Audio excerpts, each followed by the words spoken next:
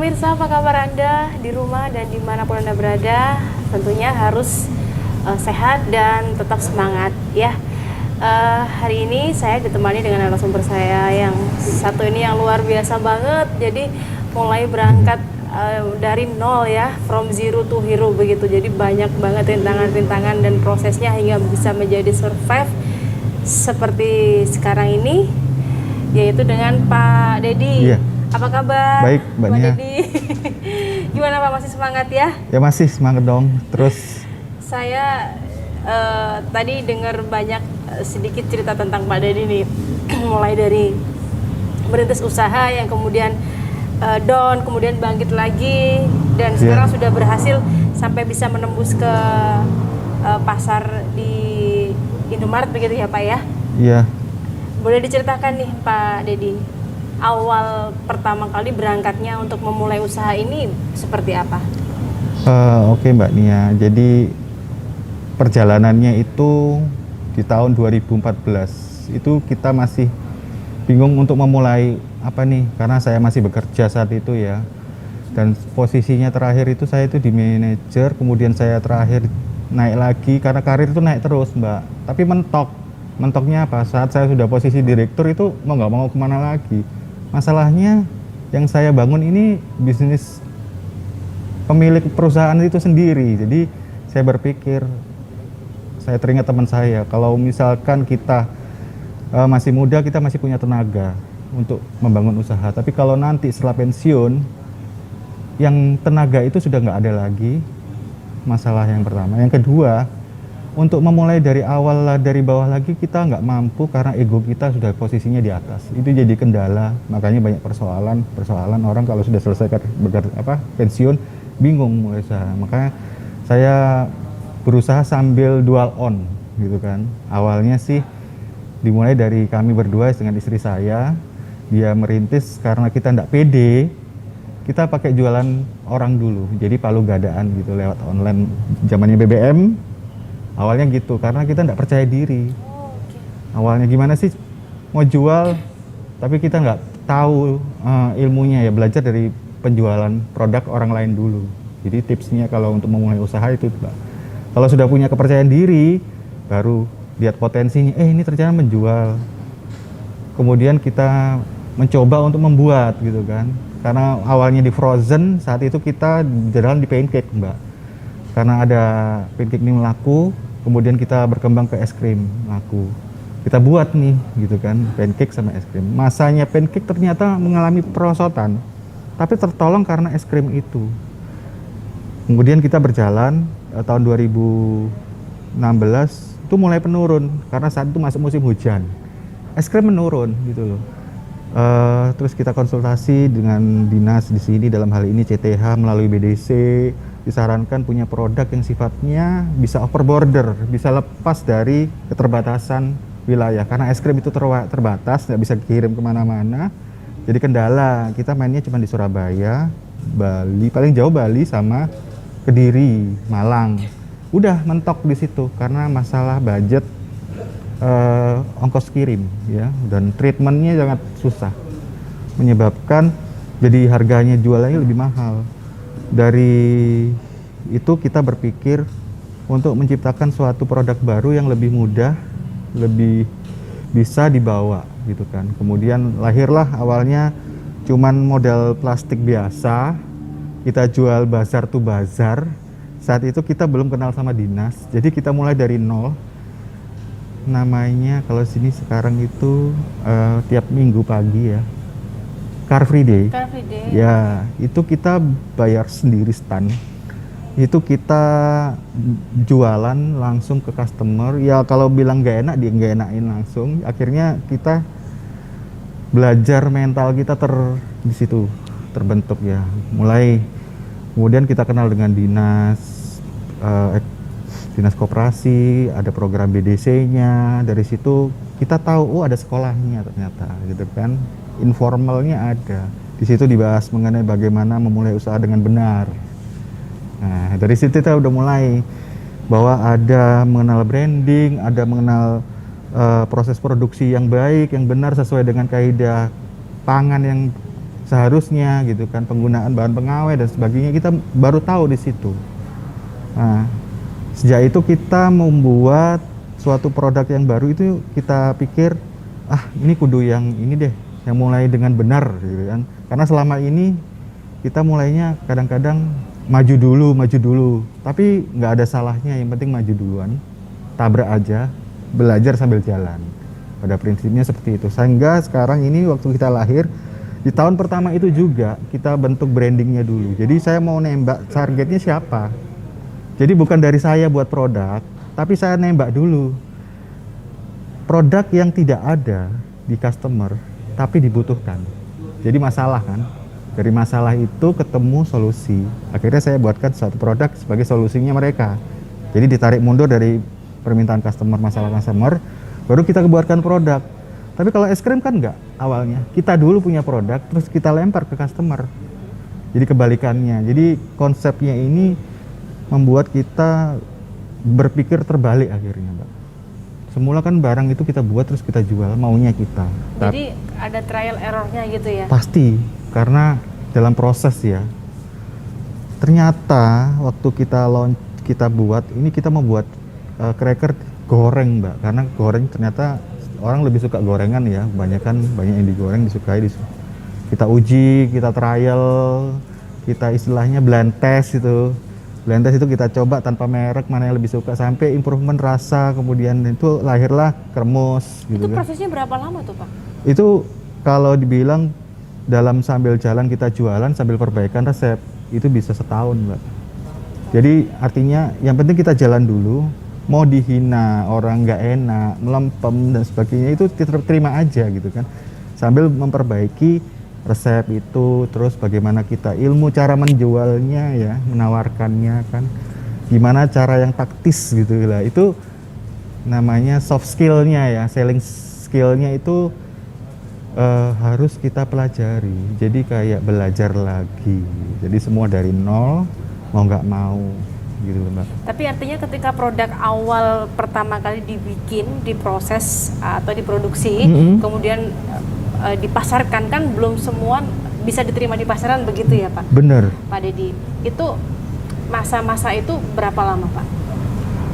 Bisa setahun. Setahun ya? Iya, dari kalau saya bilang mulai kita jualan door itu dari Car Free Day sampai dia sudah ke mall gitu ya, ke Indomaret, itu prosesnya setahun Mbak.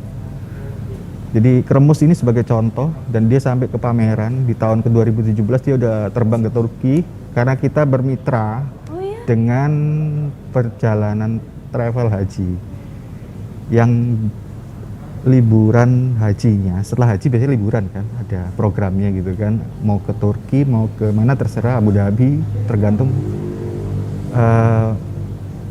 nasabah biro perjalanan haji itu, sebagai kayak food travel gitu loh Mbak. Tapi kenapa, saya mau tanyakan ke Pak Dedi, tapi kenapa kemudian Bapak memilih untuk bikin ini crackers gitu? Iya. Atau enggak, kenapa yang tadi yang goreng tadi yang pertama itu? Iya. Jadi ini awalnya ada base-nya dari resep, namanya ibu saya buat suatu keripik kalau menjelang bulan Lebaran itu ya, dia buat itu. Yang bantu itu awalnya saya.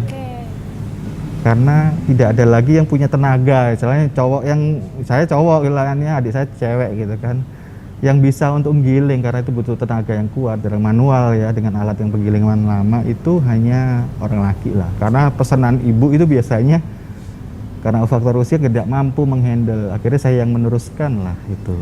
Awal mualalnya yang kremus ini, sambil jalan kok kita titip jual ke pasar tradisional, ke toko-toko jajanan yang biasa kiloan, itu oke gitu loh. Cuman masalahnya, kendalanya kita ini kok sering masalah keterlingkan, masalah. Akhirnya dari proses itu kita belajar Mbak, melalui ada kayak pelatihan yang dari dinas itu. Oh ternyata proses metode pengolahan itu mempengaruhi daya tahan makanan. Akhirnya kita benerin itu. Setelah itu kita muncullah ide membuat crackers ini. Iya. Dari kesempurnaan keripik tadi Pak ya. Terus dapat pelajaran yang namanya branding lagi gitu kan. Itu barangnya sama, yang plastik bungkus transparan, Terus yang terus yang sama yang dikemas dengan model pouch ini kok bisa dijual harga segitu? Malah lebih sedikit kok lebih mahal. Itu namanya branding gitu kan. Setelah kita dapat pelatihan branding, ternyata itu bisa kita kembangkan lagi menjadi kemasan yang lebih proporsional untuk segmennya. Jadi secara packaging ada nilainya. Iya. Gitu. Dari segi bahan juga beda Bahan gitu kan. juga beda. Karena premium. Kualitasnya beda. Iya. Oke. Taste-nya juga pastinya beda pemirsa. Gitu kan, karena Pak Dedi ini sudah melewati proses-proses dan fase di mana ada trial, kemudian error, kemudian dibenarkan lagi, kemudian bisa menjadi serasa seenak ini gitu ya Pak Iya. Dedi. Kremus kan, kalau bahasa Jawa itu apa ya, kremus? Makan itu apa ya? Kriuk bukan ya Pak ya? Iya, kremus itu filosofinya keripik maknyus gitu kan. Oke, keripik maknyus. Filosofinya anonim singkatan dari keripik maknyus, karena awalnya base-nya on keripik yang digoreng. Sekarang kita improve di panggang gitu kan. Hasil riset ternyata dari tes risetnya itu keripik sama digoreng sama dipanggang ya, cracker ya, sama-sama cracker itu lebih suka yang dipanggang ternyata. Dasar itu kita buat, berarti demandnya ada gitu kan. Mulai kita melakukan perubahan, yaitu sekarang dipanggang seperti itu dan daya tahannya lebih lama, tidak tengi gitu kan. Kalau digoreng itu maksimal 6 bulan udah tengi paling. Oh, kalau digoreng 6 bulan ya Pak ya? 6 bulan sudah berubah. Rasa yang pertama 6 bulan itu aromanya sudah keluar, hilang. Bulan ke-9 dia sudah mulai terasa ketengikannya. Bulan 12 sudah tengik pol gitu kan, fase gitu. Kalau yang ini, packaging ini? Kalau yang packaging ini dia sampai bulan ke-9 aja. Jadi dia sudah umurnya sejak lebaran kemarin ya. Jadi lebaran kan bulan Mei ya. Mei, Juni, Juli, Agustus, September. Ini Oktober bulan 5 aja dia masih awet ya. Jadi dia baru launching di bulan Maret sebelum lebaran, itu kita lewat online dan animonya sampai keluar pulau ternyata. Resellernya itu. Ya, berarti bisa bertahan sampai 9 bulan ya Pak ya? Iya. Lebih gitu. Lebih ya Pak. Kalau ini kemasan masih belum dibuka ya Pak ya? Iya. Suhu ruangan ya? Karena kita kan dari proses dia pembuatan jadi oven, pendinginan sampai ke kemasan itu hanya butuh 1 jam. Jadi tidak ada kontaminasi terlalu lama. 1 jam itu hanya pendinginan. Jadi tujuannya untuk menghindari mikroba dan sebagainya. Terus faktor ketengikan udara kan, ini buat tinggi karena udara. Sehingga dia aromanya juga nggak hilang karena masih baru, fresh. Terus dia sudah dingin. Karena kita 1 jam itu menunggu proses pendinginannya secara itu alami. Makanya dia bisa begitu kita buka langsung terasa aromanya kan. Nah, tujuannya sih aromanya dulu, baru kena rasa, baru repeat order gitu kan. Iya. Berapa banyak varian rasanya tadi Pak? Awalnya 3, kemudian tambahan 1 untuk coklat karena ada permintaan dari customer, kita buatkan coklat. Jadi awal pertama rasanya tadi seledri itu bukan ya Pak? Seledri yang pertama, kemudian lahir yang jahe karena biasanya ini segmennya berbeda karena ini yang suka lebih. Ini yang coklat keju ya, nih. ini yang segmen anak muda ya. Jadi di rumah bisa sambil santai, bisa sambil main di medsos ya, Iya. sambil ini. Kan sekarang lagi stay at home nih Pak. Iya. Jadi sekolah di rumah, kerja di rumah, santai Iya. di rumah, ya udah sambil ngemil ini, pas, pas banget. Pak Dedi, kalau yang best seller apa berarti Pak? Yang best seller yang apa? Yang best seller yang seledri sama yang coklat. Seledri sama yang coklat. Iya. Sellernya. Sudah berapa banyak gerai Pak kalau untuk di Jawa Timur? Kalau kita itu B2B, Pak. Jadi B2B itu berarti ada reseller di situ, ada distributor dalam retailnya. Retailnya kan Indomaret. Kalau untuk resellernya sudah di 7 kota ya, baru 7 kota. Mungkin di Riau 2 kota, Pekanbaru, terus Banjarmasin sama Rinda, terus Makassar, Tulungagung, terus Surabaya sendiri, Jakarta, Bekasi, Tangerang. Itu aja, mungkin lebih ya, udah 7 kota. Banyak ya Pak ya? Ya dari itu hasil dengan kombinasi dari sini Itu baru start di bulan awal pandemi itu. Jadi pivot ya. Pivot dari offline ke online. Jadi secara nggak langsung itu kalau dia bilang masa pandemi kemarin itu bahwa yang saya tidak fokus di online hanya 30% kan, 70% kita main di retail offline kan. Itu sekarang berbalik gitu. Karena online-nya yang Lebih gencar di online-nya. iya, jadi kita mau nggak mau harus membuka diri untuk belajar secara online. Bisa di marketplace, bisa di Instagram, bisa di Twitter, bisa itu. Jadi online-nya konsepnya bisa di WA, itu online ya. Saya kategorikan kalau itu online. WA, Instagram Oke, gitu. jadi artinya kalau misalnya mau ada yang berminat nih, ada yang mau beli, pengen nyobain itu harus ada minimal ordernya atau bisa untuk Kalau per piece gitu Pak? bisa per piece langsung aja ke marketplace-nya di Shopee, di Tokopedia seperti itu kan. Tapi kalau mereka mau jadi resellernya dapat fasilitas free ongkir di Shopee ada gitu kan, atau dia mau DM via adminnya kita di Instagram itu dapat free 4 biasanya. Jadi beli 24 free 4. Oke. Harga 216. Hitungannya harusnya 9.000 bisa jadi 7.700. Berarti mereka bisa ranknya kan bagus Iya, tuh. iya, iya. Jual 15.000 kan lumayan gitu Benar, kan. benar.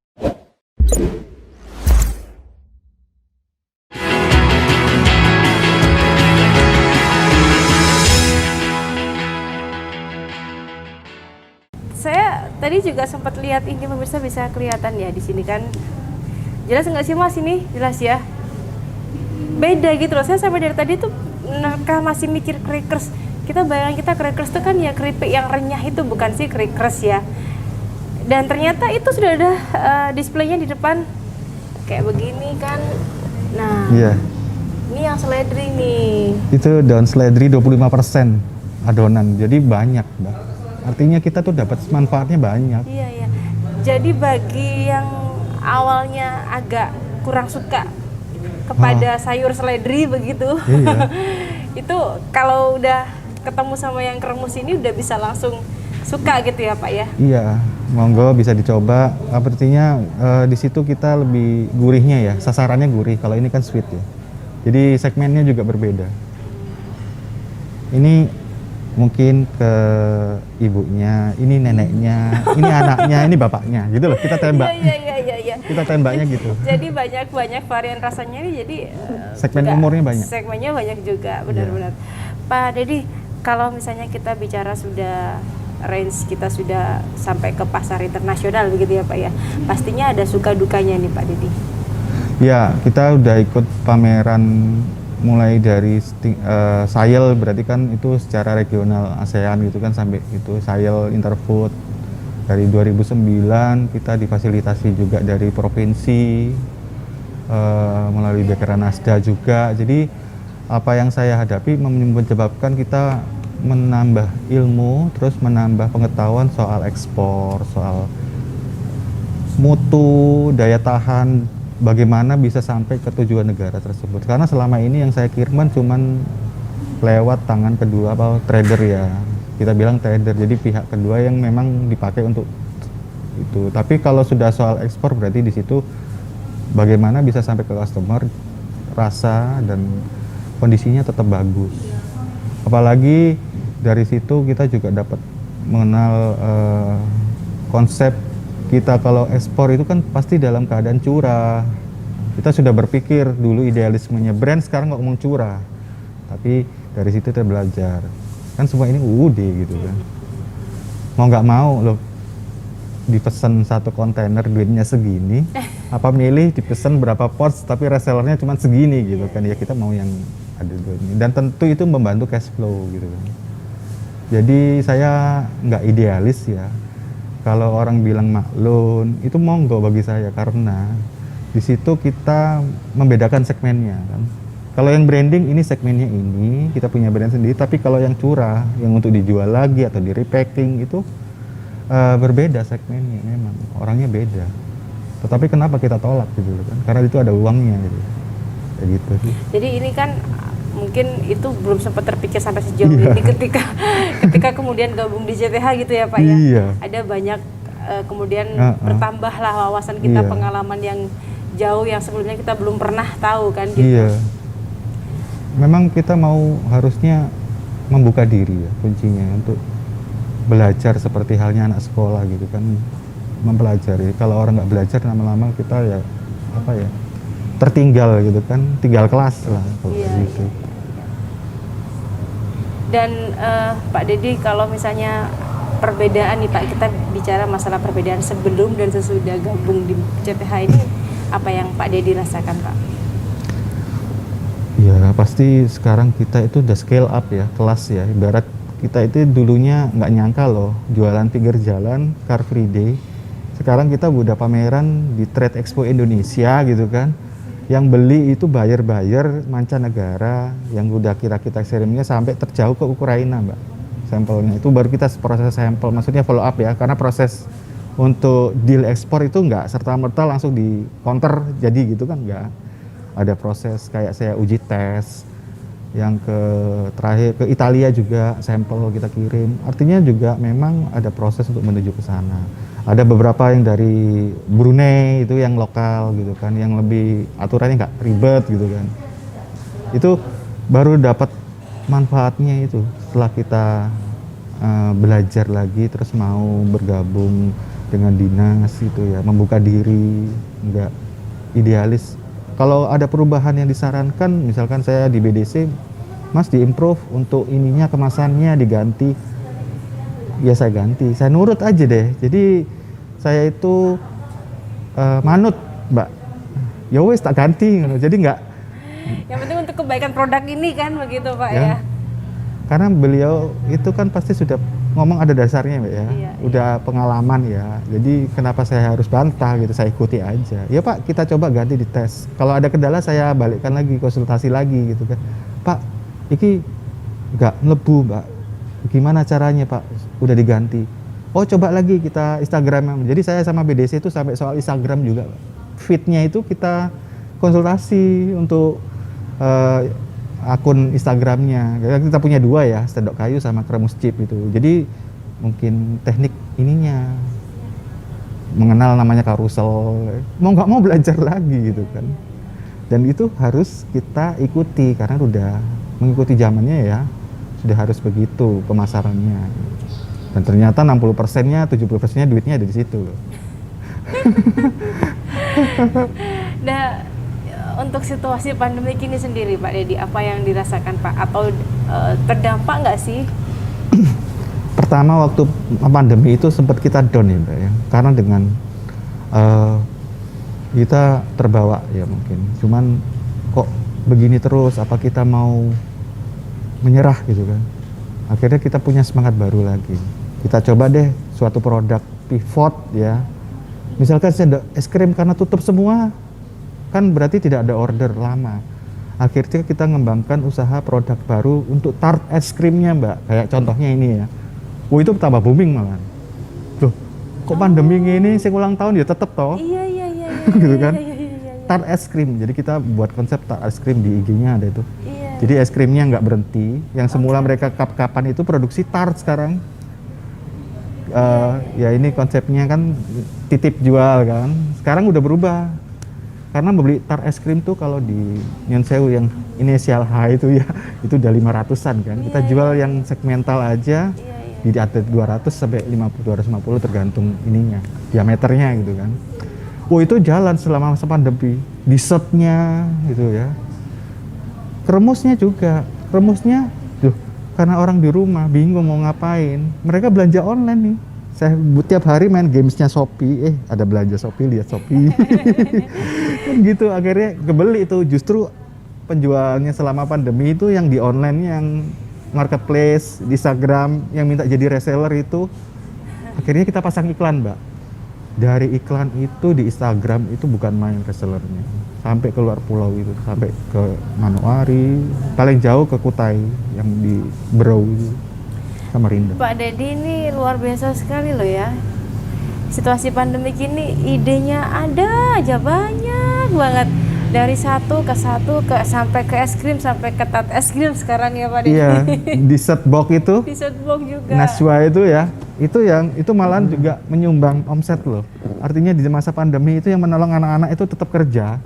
Karena kita kan mengerjakan karyawan kita itu bukan dari anak sekolah STM yang mereka itu pengen kerja karena bantu orang tua untuk bayar SPP mbak dasarnya. Awalnya cuma satu, terus ngajak temennya, kemudian sekarang jadi 4 orang. Kita juga mikir gimana ini supaya survive, mereka juga punya tambahan jajan gitu ya. Yang masuk pagi, masuk sore, yang sekolahnya pagi. Yang Berapa banyak Pak? nggak, awalnya kita itu 1 orang mbak, karena dulu awal ya, masih awal, karena seiring peningkatan permintaan nambah temennya 4 orang, sampai kemarin itu ada terakhir kita melayani permintaan dari provinsi untuk 17 Agustus sama 10 November sebagai goodie bag itu sampai 8 orang kita, 2 shift kerja. Jadi yang pagi udah masuk pagi, masuk sekolah siang nih, sore dia pulang sekolah masuk lagi Pak sampai shift malam, jadi 3 shift kita kerjainnya. Jadi kita juga membantu memberdayakan teman-teman anak-anak Iya. sekolah itu Pak ya, yang Iya. butuh biaya. Jadi sekalian juga bisa membantu kita juga, mereka ada penghasilan kan. Iya. Jadi kita tuh akhirnya kepikiran, ini anak ini jangan sampai nganggur ya. Kita cari deh, kita supaya bisa kita dapat uang, mereka dapat manfaat gitu kan. Dapat gitu. Malahan mereka, Pak besok kerja apa? Mereka lo interest loh. Jarang ada orang misalnya karyawan yang nanya, Pak saya besok kerja apa? Itu mereka nanya kalau udah sore, besok kerja ini. Jadi saya udah akhirnya nyiapin schedule dah seminggu. Karena saya mikir sampai sekarang itu ya karena kita mengurangi, karena ada yang apa ya, inti ada yang tambahan. Misalnya kalau tambahan itu terjadi lonjakan. Atau kita model sistem karena pandemi, kita model on off gitu Mbak. Jadi produksinya misalkan Senin Selasa es krim, Rabu Kamisnya kremus, terus Jumat Sabtunya off gitu kan. Atau kalau enggak terus salah satunya gitu kan, kita ada jadwal produksinya. Karena ini bergantian yang minta, ya es krimnya minta, PO-nya udah Jumat keluar, Indomaret Senin gitu kan udah ada. Luar biasa loh Pak Dedi. Terakhir nih Pak Dedi, Ya. tips dan kiat-kiat khususnya seperti apa yang mau disampaikan ke teman-teman semuanya, dan agar kita tetap bisa bertahan nih Pak ya, bahasanya begitu di situasi pandemi gini Pak. Jadi yang pertama jangan menyerah dulu ya. Jangan menyerah. Coba segala mungkin produk yang bisa menghasilkan uang ya. By the way, ini kremus ini produk ke-13, Mbak. Jadi untuk tips jangan berhenti mencoba. Bisa jadi produk pertama itu nggak oke gitu kan, kedua, ketiga, jangan pedulikan aja, kita mencoba, karena di situ bermain angka, kita nggak tahu dadunya nanti keluarnya yang mana kan, itu rezeki kita gitu loh. Yang pertama itu mulai aja dulu, sambil mulai aja dulu, kalau sudah ada peminat, mulai mengimprove skill up kita ini, sekolah lagi lah, mau terbuka dengan kemajuan. Sekarang Instagram online, yo jadi tolai gitu kan, ya kita ya apa sih pemasaran secara Instagram, gimana caranya, ikuti, kan banyak kelas-kelas gratis ya, yang gratis dulu, nggak usah harus bayar. Dari situ kita mulai meningkatkan skill itu. Memang mau nggak mau Mbak, kita ini harus jadi mastery di segala bidang, ya penjualan, ya produksi, ya riset, semua memang harus jadi mastery ya, master dulu sebelum kita punya karyawan ya, kalau nggak kan bohongin nanti. Kan gitu. Jadi belajar dari kesemua ini, yang pertama belajar, jangan menyerah, belajar, mau belajar terus, mau belajar artinya semua bidang, tapi dalam fokus ya. Misalkan kalau sudah memang lagi ngerjain kremus, ya kremus keripik gitu kan, sampai jadi. Kalau nggak jualan, nggak berhasil, konsultasi. Nah konsultasi, karena yang bisa melihat kesalahan kita adalah orang lain, kita nggak bisa melihat punggung kita. Oh salah saya jualannya kenapa nggak laku, itu konsultasi, ada mentor. Nah mentor itu ada di sini, di Dinas Koperasi ada program namanya BDC. Saya bingung nih Instagram feed-nya gimana, itu kita konsultasi, ada yang online-nya, ada yang produksinya, ada yang pengembangan pribadi. Jadi saya kok nggak pede ya jualan, itu ada. Jadi kayak siter ya, kalau mau bilang ya agak bahasa canggih, itu ada konsultasi pengembangan personal. Cuman kita harus, yaitu effortnya, jangan menyerah, harus terus berjuang, tetap semangat. Kalau godaan ya perlu dunia lain sedikit nggak apa-apa, tapi balik lagi gitu loh. Iya. Terima kasih banyak Pak Ya. Didi atas waktunya. Makasih Mbak Nia. Teman-teman semua di rumah, semoga informasi tadi bisa memberikan pencerahan dan ide-ide baru untuk semua yang ada di rumah dan dimanapun Anda berada. Saya Nia Kurnia pamit, terima kasih dan sampai jumpa. Terima kasih banyak Pak Didi atas waktunya.